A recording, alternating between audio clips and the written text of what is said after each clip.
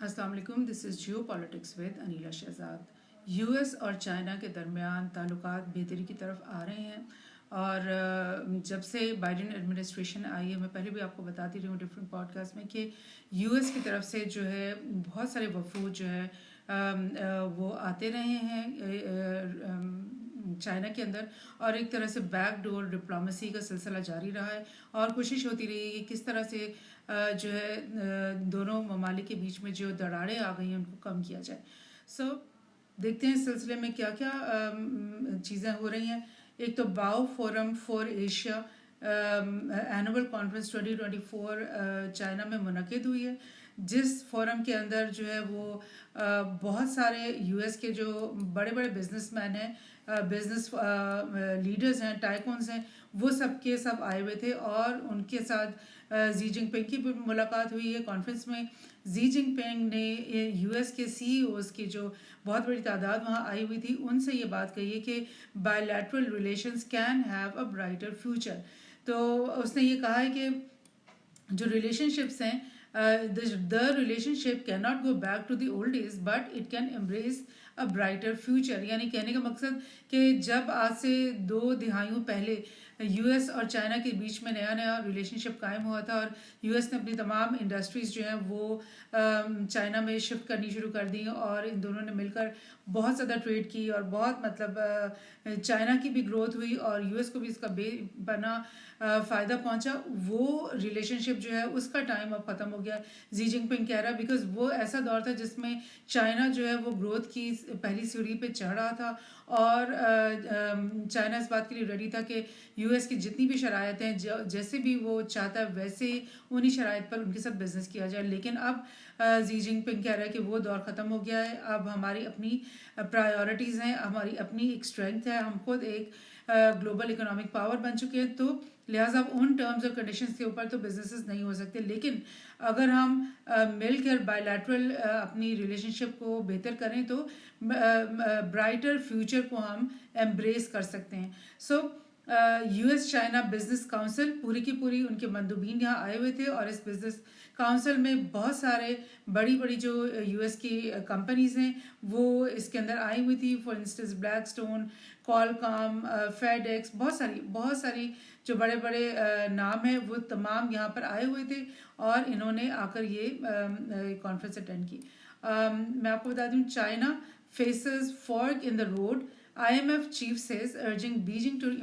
embark on pro market reforms। यानी इसी conference में IMF की जो चीफ हैं क्रिस्टीना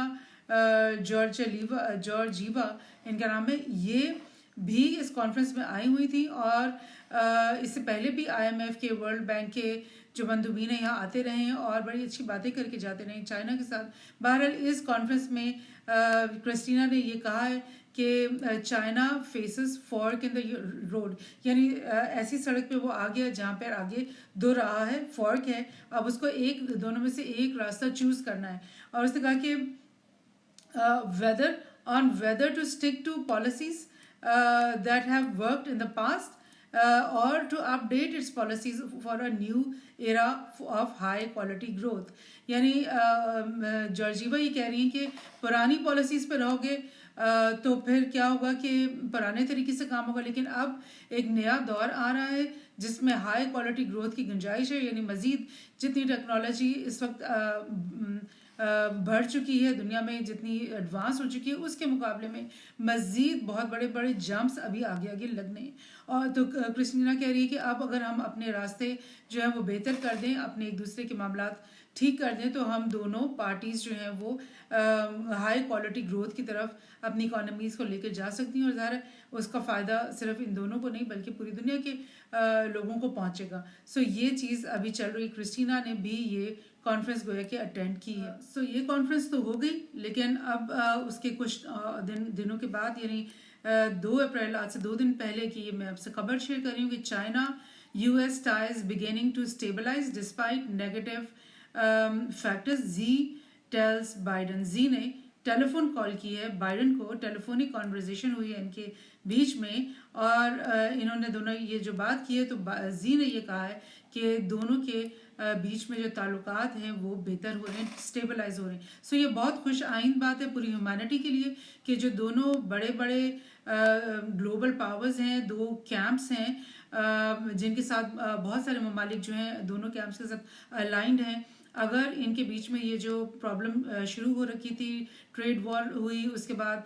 एक आइसोलेशनिज्म की बातें होती रहीं कि हम अपने अपने बिजनेसेस को अलग कर लेते हैं, हम अपने ताल्लुकात को जो है वो बिल्कुल अलग कर देते हैं, यानी इकोनॉमिक तौर पर पूरी दुनिया के दो हिस्से बन जाएं, जिसमें एक हिस्से में यूएस का कोई ताल्लुक ना हो, दूसरे में चाइना का कोई ताल्लुक ना हो। तो इस तरह से एक जब डिवाइड हो जाएगी दुनिया की इकोनॉमी तो ज़रा दोनों कैंप्स को बहुत ज़्यादा नुकसान होगा, और अमूमी तौर पे पूरी दुनिया के लोगों को भी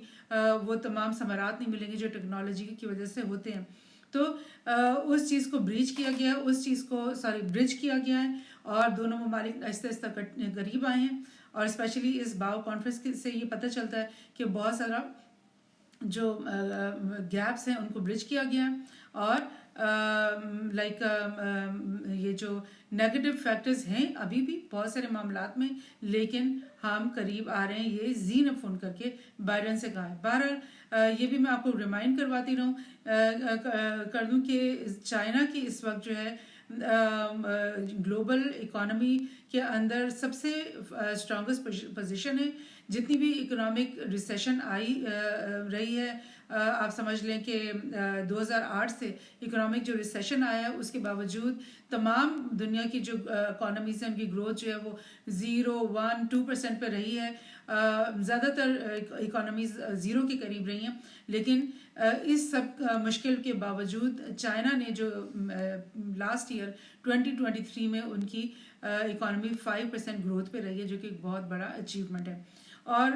उसकी वजह ये वजूहात में से ये भी चीज़ें शामिल हैं कि चाइना के पास जो सरप्लस मनी है वो बहुत ज़्यादा 45% ऑफ द जो मनी है जो वो कमाते हैं वो उनकी सेविंग्स में चले जाते हैं, और R&D भी उन्होंने बहुत ज़्यादा की है, यानी जो टेक्नोलॉजी की